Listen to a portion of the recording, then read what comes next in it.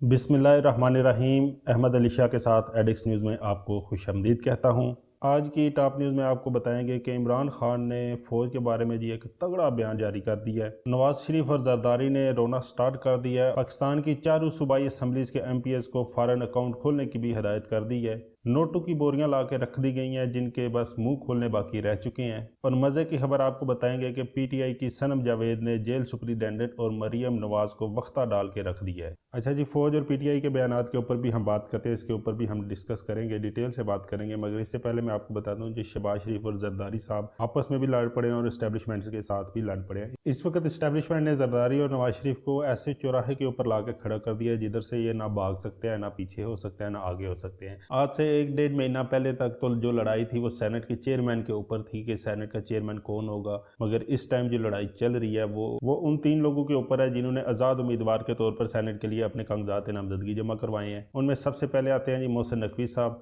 फिर आते हैं जी अनवारुल हक काकड़ साहब, फिर आते हैं जी फैसल वावडा साहब। ये 3 लोग 3 असम्बली के अंदर से मुंतखब करवाए जाएंगे। नकवी साहब ने कागजात नामजदगी जमा करवाए जी पंजाब असम्बली की तरफ से। फैसल वावडा इलेक्शन लड़ेंगे जी सिंध असम्बली से, और जो काकड़ साहब हैं वो बलूचिस्तान असम्बली से सेनेटर मुंतखब होकर आएंगे। मगर इस्टेब्लिशमेंट की तरफ से वाज़ेह पैगाम आ चुका है कि ये 3 लोग सेनेट के अंदर हमें चाहिए, हर हाल में चाहिए, और इनको वोट करके सेनेट की सीटें जितवाई जाएँ। और ये दोनों पार्टीज अंदर ही अंदर एक दूसरे के खिलाफ गेमें खेल रही थी कि कौन सेनेट का चेयरमैन होगा। मगर इस्टेब्लिशमेंट ने नैले के ऊपर दैला मारा है। उन्होंने बोला जी चेयरमैन सेनेट तो बाद की बात है, फिलहाल आप ये 3 लोग सेनेट में अंदर मुंतखब करवा के भेजें। इस वक्त ब्लैकमेलिंग अरूज के ऊपर है। नून लीग पीपल्स पार्टी को ब्लैकमेल कर रही है, पीपल्स पार्टी नून लीग को ब्लैकमेल कर रही है, दोनों मिलकर इस्टेब्लिशमेंट को ब्लैकमेल कर रही है और इस्टेब्लिशमेंट इन दोनों को ब्लैकमेल कर रहा है। और इस वक्त इस्टेब्लिशमेंट की मर्जी है कि काकड़ साहब से बलूचिस्तान के अंदर से सेनेट मुंतखब होकर सेनेट के अंदर आएँ, फिर हम इनको चेयरमैन सेनेट के ऊपर नामजद करेंगे, क्योंकि ये भी हमारे ही बच्चे हैं, हमारे ही बरखुरदार हैं, हमारे ही बंदे हैं, हमारे लिए काम करेंगे जैसे इन्होंने निगरान वज़ीर आज़म के तौर पर किया है। तो इसलिए हम इनको चेयरमैन सेनेट बनाएंगे ताकि ये इदारा भी, ये एक असम्बली भी हमारे कंट्रोल में रहे। और दूसरी तरफ पीपल्स पार्टी चाह रही है कि वो गिलानी साहब को चेयरमैन सेनेट में मुंतखब कराएं। उनकी एक दरीना ख्वाहिश है, वो पिछले 10 साल से लगे हुए हैं कि चेयरमैन सेनेट गिलानी साहब हों, मगर वो नहीं बन पा रहे। और इस्टेब्लिशमेंट ने पीपल्स पार्टी को बता दिया 2 टोक अंदाज के अंदर कि आप चेयरमैन सेनेट की सीट को भूल जाएं, आपको सदारत दे दिया है, तो इसी के ऊपर खामोशी से इंजॉय करें। और नून लीग की मर्जी है जी इसहाक डार को चेयरमैन सेनेट मुंतखब करवाया जाए, मगर वो भी काम खटाई में पड़ा हुआ नजर आ रहा है और उनको भी इस्टेब्लिशमेंट की तरफ से कोरी ना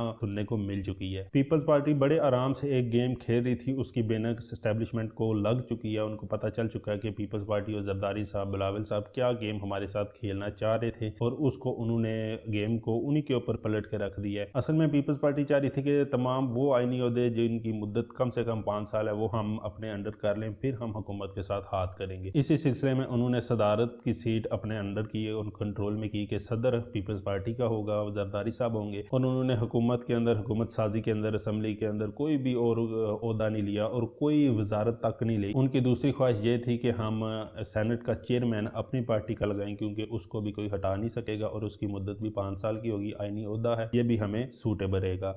मगर इस्टेब्लिशमेंट ने उनको ये ओहदा देने से भी साफ इनकार कर दिया कि भाई आप एक लिमिट के अंदर हैं, आपको सदारत दे दी है और सिर्फ सदारत ही दी जानी थी और वो आपको मिल चुकी है। इसी के चलते हुए जरदारी साहब और शहबाज शरीफ साहब को पैगाम पहुंचा दिया गया कि चेयरमैन सेनेट की कुर्सी के ऊपर आप दोनों पार्टीज की नजर नहीं होनी चाहिए, उधर वही बंदा आएगा जो हमारा अपना होगा। एक तरफ तो पीपल्स पार्टी के साथ ये हाथ हो गया और दूसरी तरफ नून लीग के साथ भी बड़ा तगड़ा हाथ हुआ जिसके ऊपर कोई बात नहीं कर रहा। वो मैं आपको बताता हूँ कि आप इनकी हुकूमत साजी को देखें, इनके जो वजारतें हैं उनको देखें, जो की वजारतें होती हैं जिनको मेन वजारत समझा जाता है, उनके ऊपर अगर आप नज़र लगाएं तो आपको देखने को मिलेगा कि वजारत दाखिला जो पूरे पाकिस्तान को कंट्रोल करती है, जो दाखिली अमूर पाकिस्तान के अंदर जितने भी फंक्शन हो रहे होते हैं, जो पुलिस होती है वो वजारत दाखिला के अंडर होती है, जितनी भी टैक्स कलेक्शन, दूसरा तीसरा, ये सारी चीज़ें, जो भी इंतजामी अमूर होते हैं, जितनी भी ब्यूरोक्रेसी होती है, वो सारी की सारी वजीर दाखिला के अंडर होती है। और उन्होंने वो वजारत दे दी है जी मोहसिन नकवी साहब को, और मोहसिन नकवी साहब इस्टेब्लिशमेंट के आदमी हैं। जो दूसरी मेन बड़ी वजारत होती है वो होती है वजीर खजाना की, जिसने पाकिस्तान के अंदर तमाम पैसे के लेन देन को कंट्रोल करना होता है, पॉलिसीज बनानी होती हैं कि किस अदारे को कितना पैसा जाएगा, कौन सा अदारा कितना पैसा खर्च कर सकेगा। और वजीर खजाना भी एक टेक्नोक्रेट जो पाकिस्तानी सिटीजन ही नहीं था, उसको ला के वजीर खजाना की कुर्सी के ऊपर बिठाया गया और उसको भी इस्टेब्लिशमेंट ही कंट्रोल कर रही है, वो भी इस्टेब्लिशमेंट का आदमी है। और तीसरी और सबसे बड़ी जो वजारत होती है वो होती है वजीर खारजा, जिसने पूरी दुनिया के साथ पाकिस्तान के रिलेशन के ऊपर बात करनी होती है, पाकिस्तान के रिलेशन को मजबूत मजबूत करना होता है, फॉरेन इन्वेस्टर्स को यकीन दिलाना होता है कि पाकिस्तान के अंदर आके इन्वेस्टमेंट करें। और वजारत खारजा ऐसी वजारत है जो कि चलती ही इस्टेब्लिशमेंट के हुक्म के ऊपर है। इस्टेब्लिशमेंट के बगैर ना वो किसी मुल्क का दौरा कर सकते हैं, ना वो किसी से बात कर सकते हैं। इस्टेब्लिशमेंट प्रॉपर एक पूरा रोड मैप उनको बना के देती है। डील पहले कंप्लीट कर चुकी होती है दूसरी कंट्री के साथ, फिर साइन करने के लिए सिर्फ वजीर खजाना को भेजा जाता कि जाएं आप उस कंट्री में, उधर ये डील हमारी हो चुकी है, और उसके ऊपर जाके साइन करके आए। वाहिद ऐसी वजारत है कि वो अपनी मर्जी से वाशरूम तक नहीं जा सकता, वो भी इस्टेब्लिशमेंट की मर्जी के मुताबिक ही जाता है। जो टाइम लाइन उन्होंने दी होती है कि इतना टाइम आपने वाशरूम के अंदर लगाना है, उससे ज्यादा वजीर खारजा नहीं लगा सकता। अब आते हैं जी दूसरी मेन बड़ी खबर के ऊपर कि इमरान खान ने जेल के अंदर साफियों से मुलाकात की है, और उस मुलाकात में उन्होंने दो टोक अल्फाज में कहा। जब उनसे सवाल हुआ कि अमेरिका के अंदर IMF के हेडक्वार्टर के सामने जो PTI के लोगों ने एहतजाज किया था, उसके ऊपर आप क्या कहते हैं, क्योंकि उस एहतजाज में लोगों ने DG ISI और आर्मी चीफ के खिलाफ भी पोस्टर पकड़े हुए थे। खान साहब ने बोला कि हमारे एहतजाज होते हैं, हम एहतजाज की कॉल देते हैं,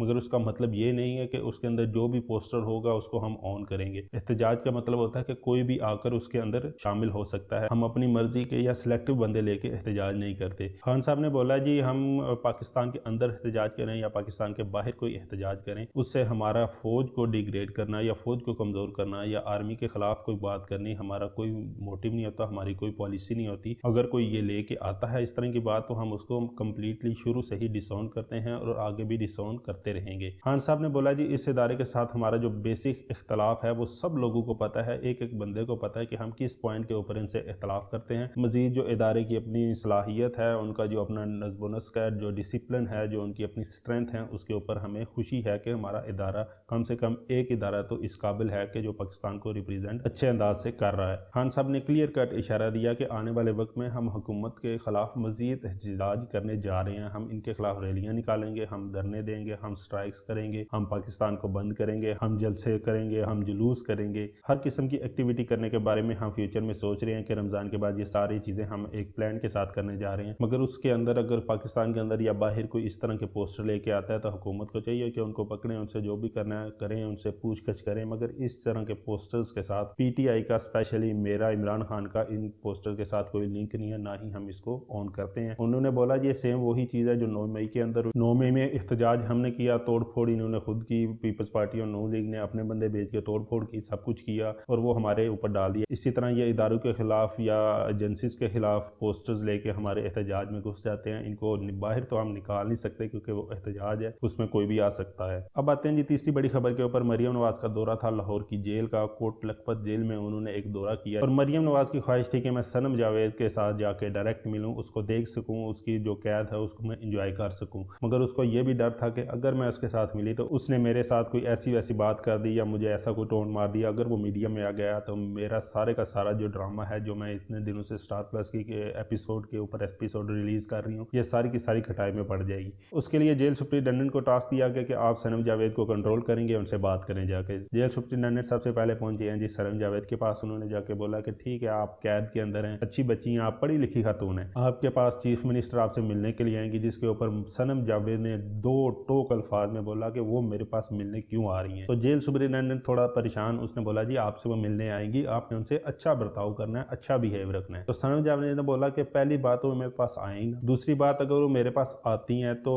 अपने ये कैमरे शैमरे लेके ना आए और ये सारे निज़ाम अपने जो बोंडी हरकतें हैं ये बंद करें। तीसरी बात कि वो मेरे साथ कोई बात ना करें, आए मुझे देखें, सलाम करें, मैं वालेकुम सलाम करूंगी और इधर से चलती बने। अगर उन्होंने आके मुझे कोई टोंट किया, मुझे कोई बात करने की कोशिश की, तो फिर उसका डबल रिप्लाई इनका जवाब पत्थर से देना मुझे आता है। और मरियम नवाज सिर्फ यही देखने जाना चाह रही थी कि सनम जावेद किस हालत में है। मगर मरियम नवाज को अपना अच्छापन भी दिखाना था कि मैं कितनी अच्छी हूँ। उसके लिए उन्होंने हुक्म दिया जेल सुप्रिटेंडेंट को, सनम जावेद को उस बैरक के अंदर जाके शिफ्ट करें जो मैंने खुद तैयार करवाया था, जिसके अंदर मैं खुद कैद थी। क्योंकि उस बैरक के ऊपर काफ़ी खर्चा हुआ था जो मुस्लिम लीग नून ने अपने जेब से किया था और इमरान खान ने उनको नहीं करके दिया था। वो बैरक प्रॉपर, उसके अंदर टाइल पत्थर, AC वगैरह हर चीज़ तैयार करके लगाई गई थी, बेड वगैरह लगे थे, LCDs का इस्तेमाल کیا گیا تھا۔ مریم نواز نے بولا کہ صنم جاوید کو آپ نے بعد میں اس بیرک کے اندر شفٹ کرنا ہے اور صنم جاوید کے ساتھ اس بیرک کے اندر میں ایک پراپر ویڈیو کلپ اپنی سوشل میڈیا کے اوپر لگانے کے لیے لوں گی، جس کے بینر صنم جاوید کو لگ چکی تھی اور انہوں نے صاف انکار کر دیا کہ نہ ہی میں اس بیرک کے اندر جاؤں گی، نہ ہی میں مریم نواز کے ساتھ ملوں گی۔ اور دوسری سردرد تھی جو جیل سپرنٹینڈنٹ کے لیے، وہ ڈاکٹر یاسمین راشد تھی۔ صنم جاوید تو چلو چھوٹی ہے، بچی ہے، وہ کچھ بھی کر سکتی ہے، اس کے پاس اتنی معلومات بھی نہیں ہوتی، اور ڈاکٹر یاسمین راشد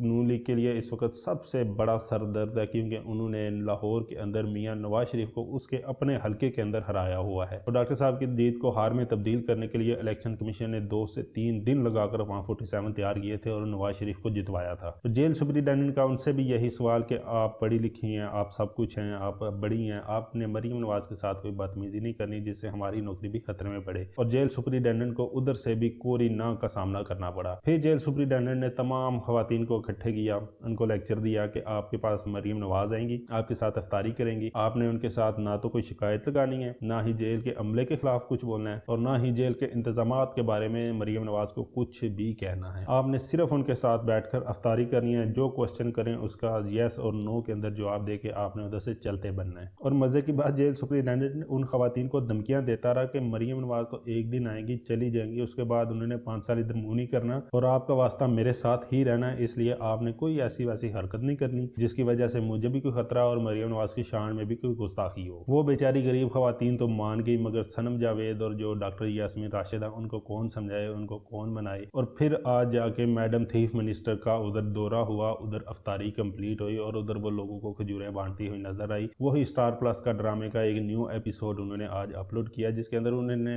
ایک کام یہ کیا کہ نہ ہی کوئی صنم جاوید کا کلپ لگایا ہے، نہ ہی کوئی ڈاکٹر یاسمین راشد کا لگایا ہے، اور ابھی تک یہ خبر بھی باہر نہیں آئی کہ ان کے ساتھ ادھر کیا سلوک ہوا ہے ان دونوں خواتین کی طرف سے۔ اسی کے ساتھ دیجیے اجازت، اللہ نگہبان۔